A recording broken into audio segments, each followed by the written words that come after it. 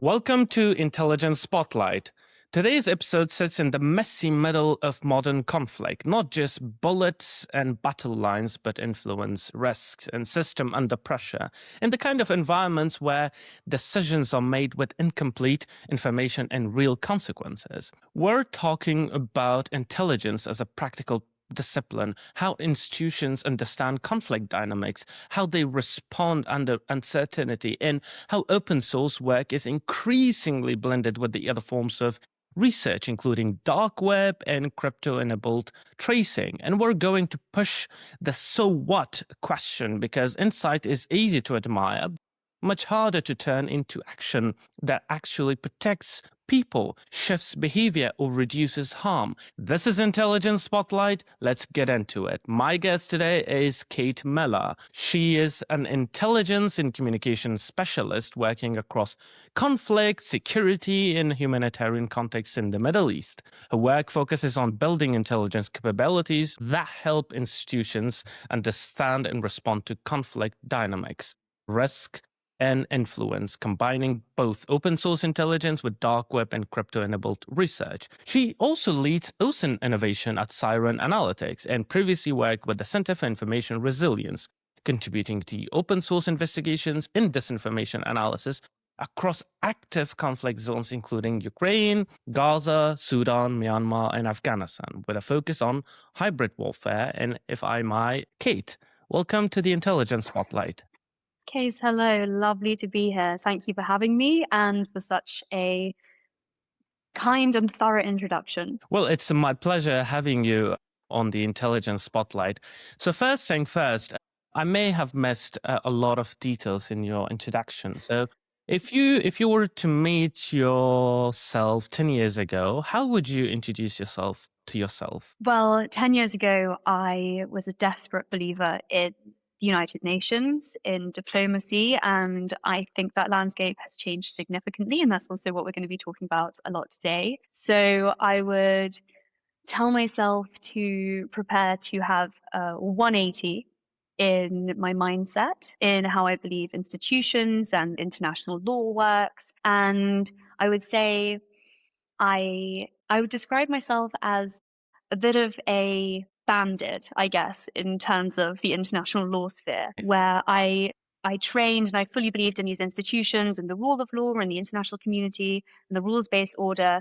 And now all of that has crumbled in the last few years, which of course we'll get on to, and led me into the more murky waters of intelligence. Right. That's interesting to know that you already had it in you a long time ago, and that's how your path was shaped, I guess. So no bluffs. Let's get into the main serious part of what we are discussing today. And it is a serious topic in a way, because we tend to talk about OSINT, intelligence, about legal consequences of using OSINT, how much it is used exactly, and so many other aspects that I believe a lot of people do miss the details, the context, and what it actually can do that we don't know much, right? So first thing first, in hybrid conflict, where does accountability usually break down? Is it the evidence, the law, politics, or the enforcement part of it? So let's take 2014 as the turning point, and also I think the genesis of OSINT in the way that we practice it today. OSINT is trending, not because we enjoy tapping around on our computers, right? OSINT is trending because this accountability crisis has arisen within the international rules-based order. This is an inherently legal issue, which I would like to dive into, obviously, without too much horrible legal terminology, and has left this deep gap which is being exploited by states actively, which governments and traditional intelligence methods are no longer able to cater for. They're no longer able to bridge that gap and actually hold states accountable for their actions. And this is the baseline of grey zone warfare. Right. And I think OSINT has originated as a response to this gap. And that's where the civilian movement, the NGO movement has come from in terms of documenting war crimes, humanitarian OSINT, the work amazing work done by Bellingcat and the Centre for Information Resilience all originated from 2014. I mean, that's why when Bellingcat was founded in response to the downing of MH17, because states and classic international law systems were not able to hold the people who were accountable for the downing of this aeroplane, right? So that there is this failure in justice. And that is the basis for OSINT. And that is the why factor that I think often maybe gets misplaced or forgotten, because a lot of the OSINT world isn't naturally legally trained. Exactly. And the legal world is unaware, I think, of the power of this OSINT movement, the evolution of civilian-led fact-finding missions, which is essentially what a lot of these projects are. And I suppose my thesis for this podcast is there needs to be greater interaction between the fantastic OSINT capabilities we now have, especially with AI and these incredible tools that are coming out in the market, which can then inform and evolve international law and legal standards to be used in court, to be used as evidence to hold individuals and states accountable for grey zone actions. Yeah, exactly. So talking about gray zones, it gets mentioned a lot, of course. A lot of conflicts today is also kind of designed to feel ambiguous. It's going on. We don't know what's happening. We don't know how it's initiated. We don't know who's being actually targeted and which tools and narratives are used to push that sort of warfare. And that's why it does feel ambiguous. The headlines throw around the term, of course, but most people still picture war, as those old sort of armies marching, borders, conflict over the borders, over territory. And you had clear declaration of war that, okay, we're going to fight this country or fight this, right? But it's now totally different, right? Gray zone warfare does get a lot of mention, but rarely defined well, right? So what counts as gray zone warfare? And how is it different from conventional conflicts? That's definitely the right place to start. Gray zone warfare doesn't have has many different definitions, and we're going to take it from a more public international law focus. That's also what I was trained in before I got into intelligence. So it's naturally my starting point. So in recent years, many nations have placed gray zone campaigning. These are campaigns which operate between peace and war at the heart of the national security. And so that's why we're seeing so many cyber attacks, so many disinformation campaigns, these are murky waters being played around in. Now, these are coercive, destabilizing activities that fall below the threshold of armed conflict legally, right? So, but nonetheless, they challenge the security and the interests of the targeted states. So this can include, economic pressure, disinformation, cyber ops, and the aim is that they achieve these strategic objectives while avoiding direct military confrontation. There are laws which are specifically applied to states to hold them accountable. There are the draft articles of state responsibility, which is not law that's set in stone. It's called customary international law, but it's been relied upon for ever since it was written, essentially. Traditionally, this has allowed states to attribute accountability based on two factors. I see. Firstly, they can attribute the action to the state. Secondly, that state, in doing that action, has violated some sort of international law. So like a really good example would be the United States against Iran in response to the Tehran hostage crisis, right? So you go, okay, well, the US embassy in Tehran was seized. There were 52 American diplomats and citizens which have been taken hostage. This is a violation of the Vienna Convention on Diplomatic Relations. Therefore, the United States are allowed to implement countermeasures on to Iran as a response. They have a legal basis to respond. I see. So in recent years, states have been employing new technologies. For instance, the Dark Soul cyber attacks by North Korea. They conducted a cyber attack which basically took advantage of the different routers within 40 different states. So it can't be attributed, well, it couldn't be attributed before there was an investigation to North Korea. right? So Exactly. they cannot fulfill that criteria of attribution to the state, even though the international law has been violated. So states are purposefully doing everything they can to act just below that threshold. For instance, the little green men in Crimea, they couldn't be directly attributed to Russia, even though states might have that traditional intelligence Yeah. that they have definitely been sent by Russia. This is definitely a Russian operation. But because it's not a generic form of attack, Right. the courts cannot fulfill the criteria necessary to hold Russia accountable. So that's this gray zone. See. Yeah. Was that clear? It was. Yeah. I was even thinking about it.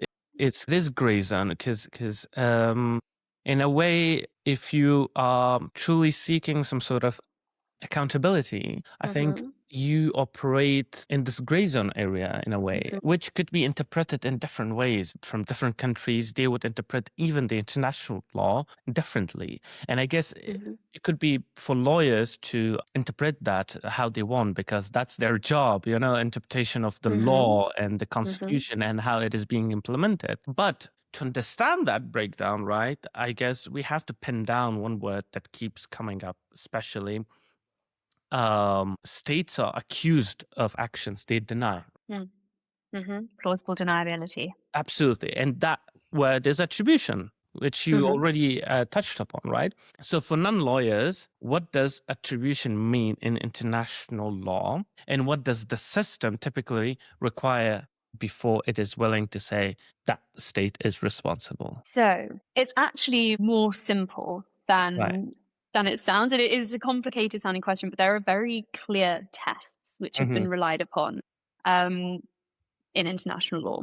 And these are called control tests. So there's strict control, there's effective control, and then there's overall effective control. Let me break this down a little bit. As I said previously, there are two factors, right, to holding a state accountable. You have to attribute the conduct to the state. I see. And then you have to gather evidence to meet the control threshold. So there are three different types of these control tests which determine whether an action can be attributed to a state. There's the strict control test, effective control test, and overall effective control test. The strict control test is just the very traditional codified test, which essentially means that the actions of state organs will be attributed to the state, right? So long as they're acting.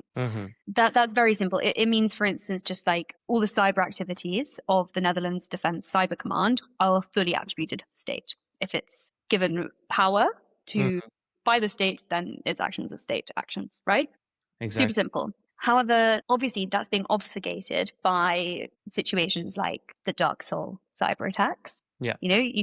We know that we can assume that these are state-sanctioned cyber attacks by North Korea, but the way that they then conduct the cyber attack is by leveraging these compromised servers across 40 different countries, and using actors which are obviously covert actors. So it can't be attributed directly back to the state, even though we know it's state-sanctioned. Yeah. So that's the first issue.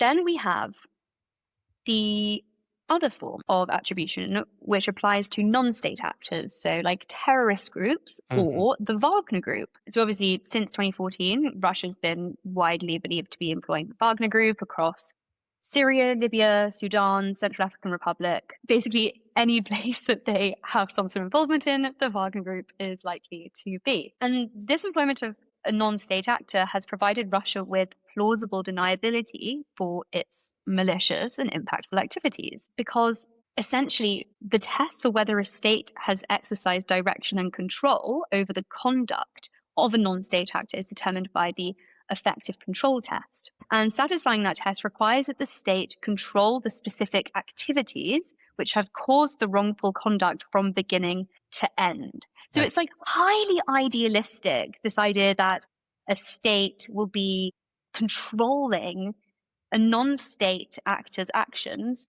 from beginning to end. That's incredibly hard to prove. So that's why in situations like the Little Green Men or hackers and cybercrime groups, they deliberately stop short of meeting that level of control that would trigger responsibility. Mm-hmm. You know, so for instance, rather than communicating directly with a government official, they'll communicate with a middleman who then goes to a government official. So there's no chain of command here, and therefore Hierarchy, you cannot hold them responsible.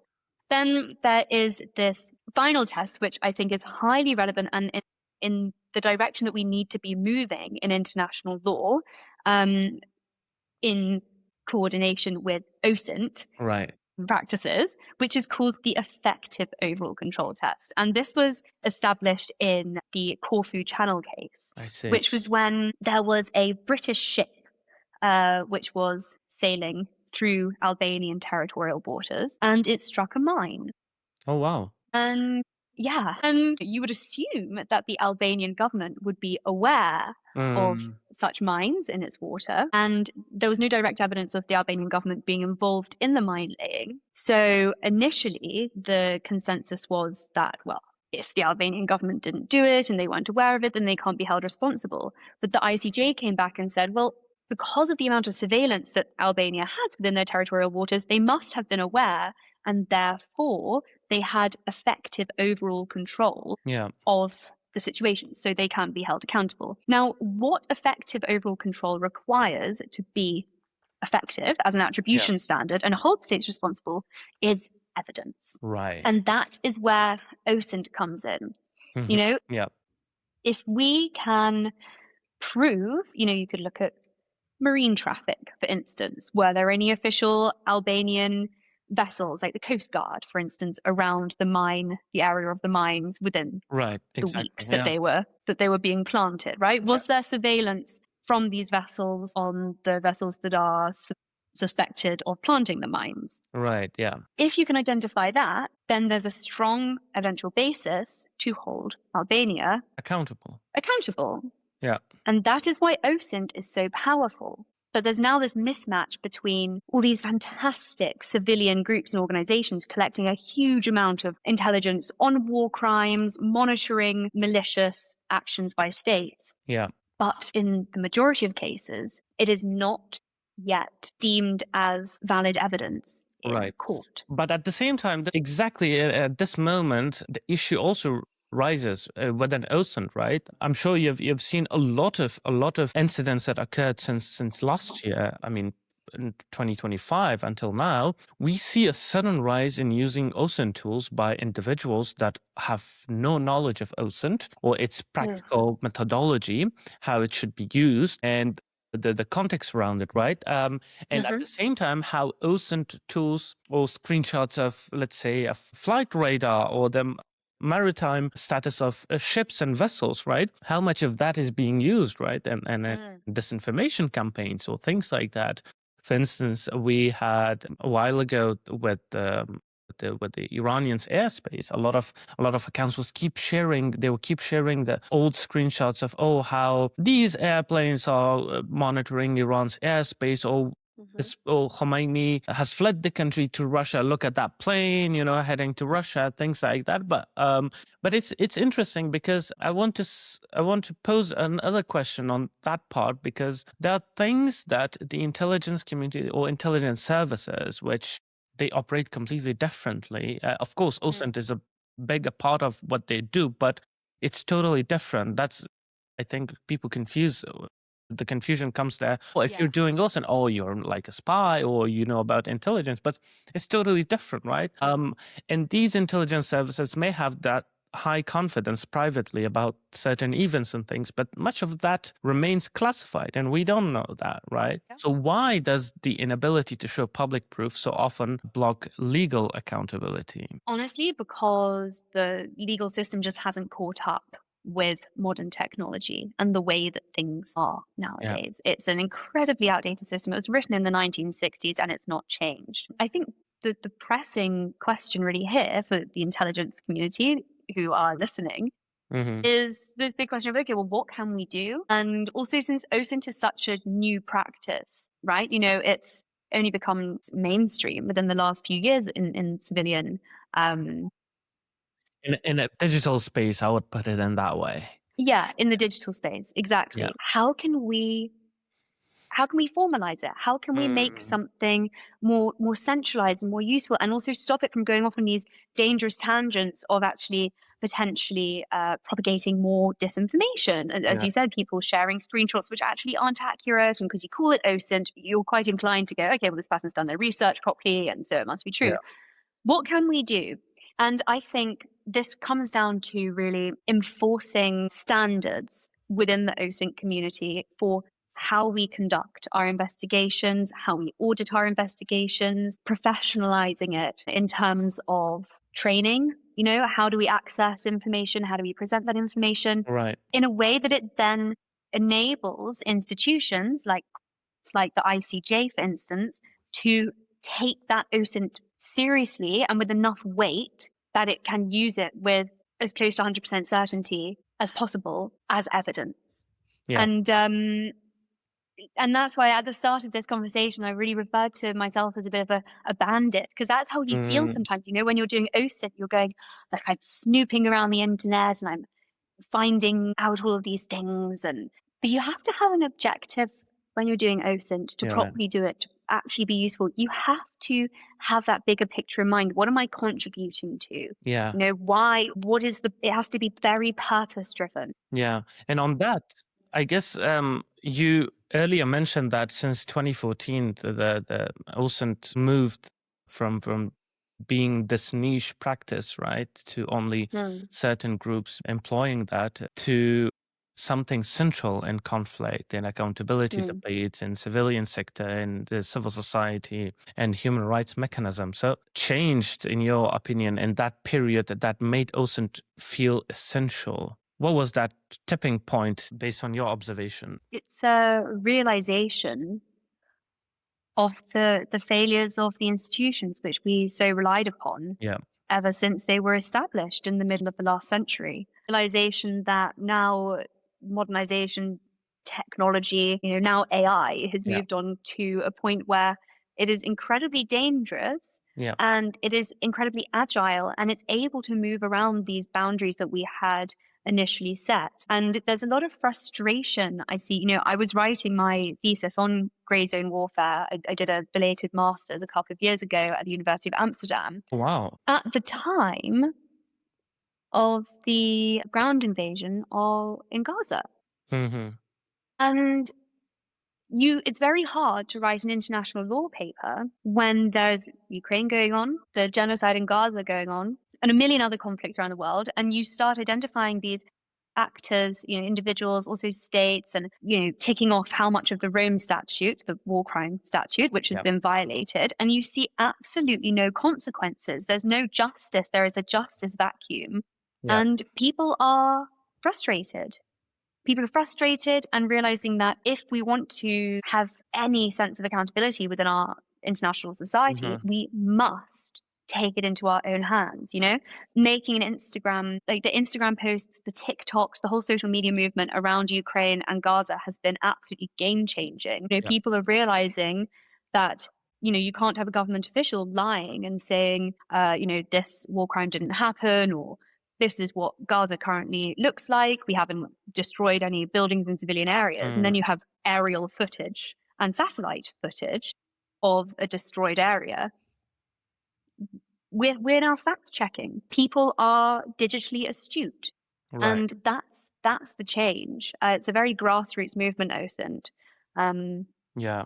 Yeah. Would you agree with me on that? Well, it definitely is. I guess there's various factors involved in that. And I think one of the areas I observed a lot recently, and I guess you might have more to say on that, is that when you talk about OSINT, people just generally assume you must be some person, shady kind of person behind computer doing all these Python coding and stuff like that, data scrapping, dealing with all these different sheets and stuff. But I don't think that's only OSINT, right? Yes, it is part of that if you are but investigating a particular part of, you know, a crime, whether that's to financial or if you're going into deep web or certain ways. But a lot of people miss the context behind it, right? So how do you think, like, how important is having a context before even investigating a country, even trying to verify a fact, let's say, when it comes to Sudan, when it comes to all these different countries, right? Looking at satellite imagery, trying to understand the scale of the conflict,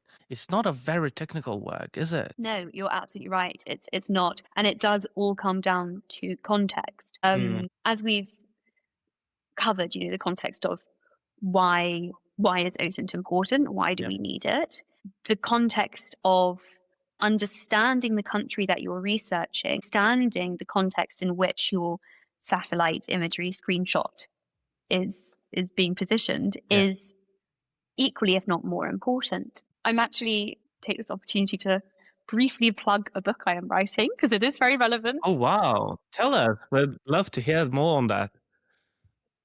Well, it explores this nexus of context and investigations, and each chapter provides a contextual overview, tells a story about a certain issue that OSINT investigators are often raving around. So, for instance, the Russian shadow fleet, or the genocide in Sudan, for instance. Who are the actors involved? Why has this happened? What is the history and the culture of this country, of this region, that has enabled this situation to develop?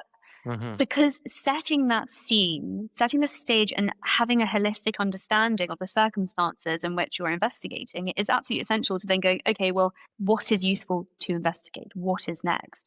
There is such a misconception that OSINT is just looking around on your computer until you find something that looks shady. It's absolutely not. OSINT is going, okay, like, here is the situation as it currently is. For instance, you could take, okay, this is the first chapter I'm working on, but you could take Russian diesel exports. Okay, we know that there are sanctions on diesel and oil exports, of course, from the EU and other states around the world coming out of Russia. There's also an internal ban from Russia on exporting these products if you're not the producer of the products, right? So we expect that, and then of course you add Ukraine has struck about 20% of the refineries within Russia at this point. So we're really expecting, and that was last year, that's very recent, we're expecting production and exporting to be very low.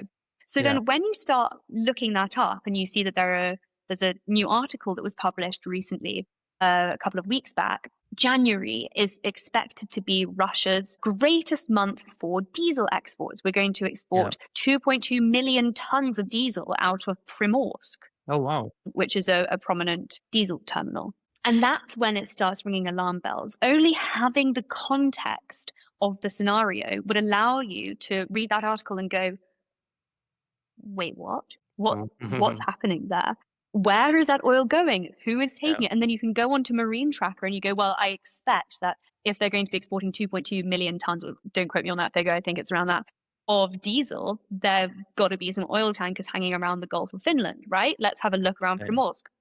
So when you see only 3 little red dots with their, ships with their AIS on, and you have a look at them, you think, well, firstly, there must be then ships without their AIS on. And then you look at the ships with their AIS on and you go into war sanctions and you see that they're all part of the Russian shadow fleet. They're all sanctioned, track their movements, and they're probably going off to India or Brazil. And you can only start your investigation when you have that contextualized viewpoint. And that's why it's so important, if you want to get into OSINT, if you want to get into intelligence, to read history books. Reminds me of how you are actually trying to educate an audience, while also, I guess you stated that while you're telling others about countries in your TikTok series, you also actually educating yourself in the way you are telling. And a lot of people might not realize it, but it's extremely crucial to understand how different countries function in different ways. And especially the way you are saying, okay, if you're in a dinner party about Bahamas, this is what you need to know if you're discussing it. So why you do that? You did describe it, yes, to educate others, but also to educate yourself while doing so. But what's more to it? What do you think? So I do this series on social media, which is, if then whatever country I'm talking about comes up at a dinner party, this is what you need to know. And it's a pretentious, horrible hook. But the point is, it's a hook and it engages people because they think, what is this?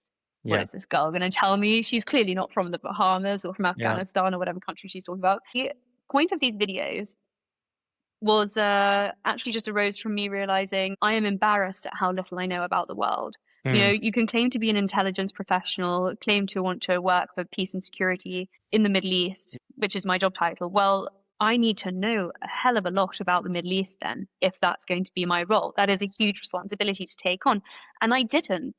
I did not know enough, and I still don't. And you know, we all have a responsibility to educate ourselves. It's also fun, especially if you're an OSINT professional and you love, you know, looking around and doing investigations, and giving yourself that context is such a fun-filling activity. So I just started doing that, and I thought, okay, I'll just work my way down the alphabet because then I have to do all of the countries. Started with Afghanistan, and the best way of learning is to teach, obviously. So then I made a quick video about it.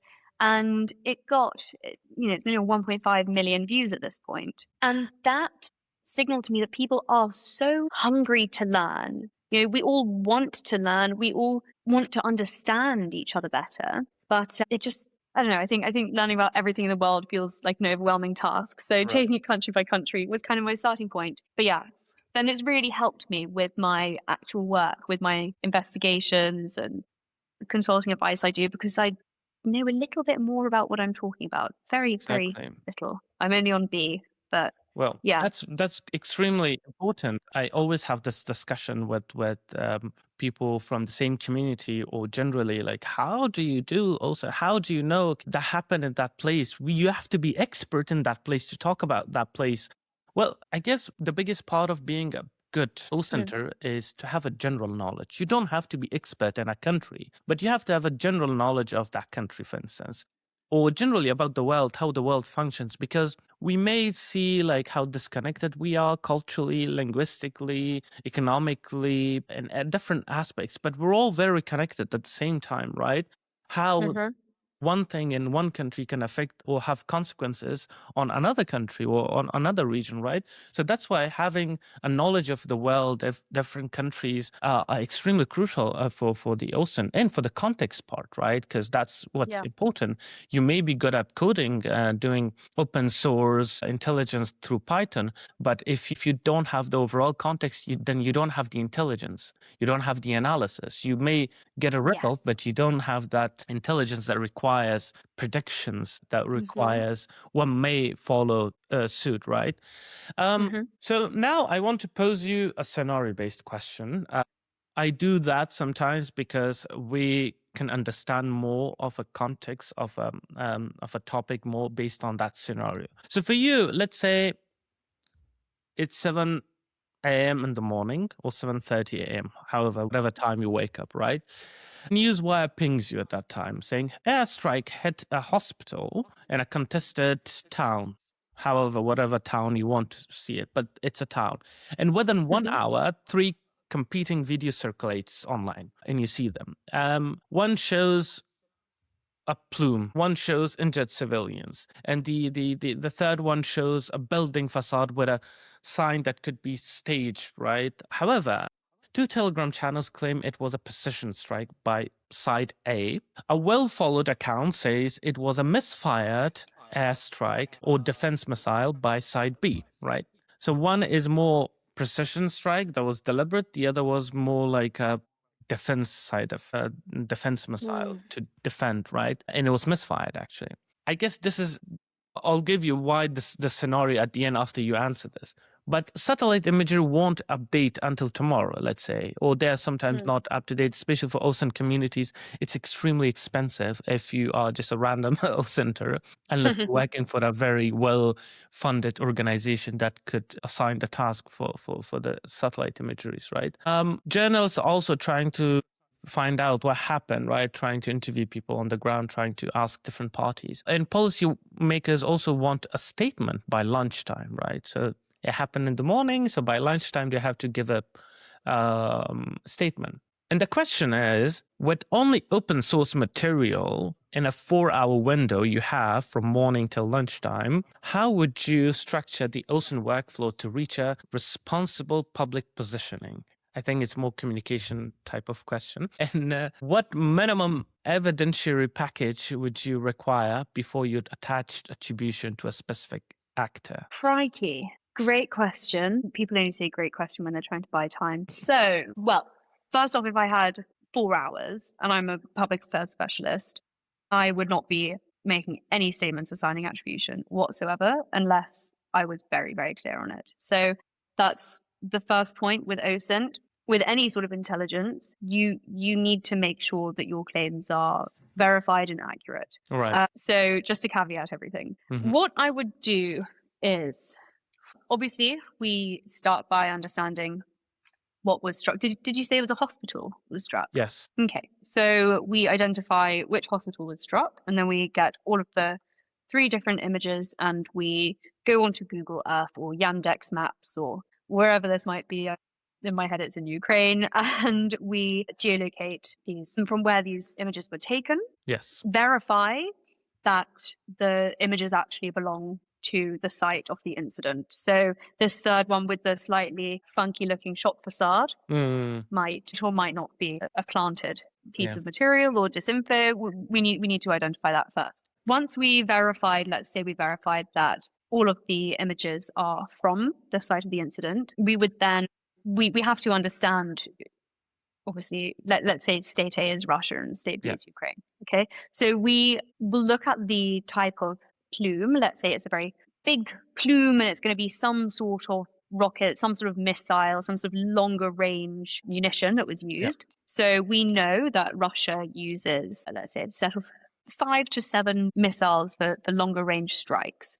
You can go, and there are lots of resources which show you updated maps of where the Russian front line is, where their military equipment is, and where they might be launching these strikes from.